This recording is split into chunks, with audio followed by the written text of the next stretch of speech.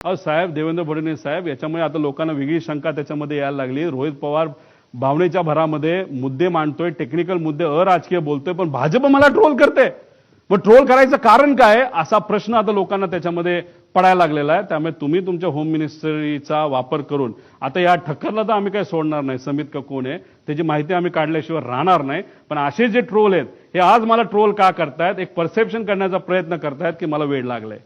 हो, प्रेमापोटी मला वेळ लागले, पण वेळ दोन्ही गोष्टीचं असतं. एक वेळ जे तुला लागले पैसे घेऊन काम करायला, आणि मला माझ्या काकाला काय झालं, माझ्या दादाला काय झालं हे शोधण्याचं वेळ मला लागले. आणि हे मला फक्त एकट्याला लागलं नाही, महाराष्ट्रात तमाम जनतेला त्या ठिकाणी लागले. त्यामुळे अशा पद्धतीने माझं ट्रोलिंग तिथं केलं जाते. आणि काही महाशय कॅश बॉक्सवाले, त्याचं नाव वेगळं असेल, त्यांनी सुद्धा आता आम्हाला ट्रोल करायला सुरुवात केली. काय हरकत नाही, तुला किती पैसा वापरायचा वापर, कारण तुमच्याकडे पैसेवाले लोक आहेत, आमच्याकडे स्वाभिमानी मराठी माणसं आहेत.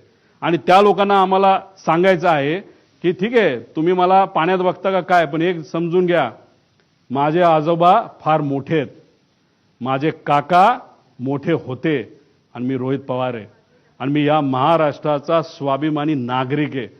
आणि माझ्याबरोबर दादांची एन्क्वायरी करण्यासाठी मागणी करणारे महाराष्ट्राचे तमाम स्वाभिमानी नागरिक आहेत.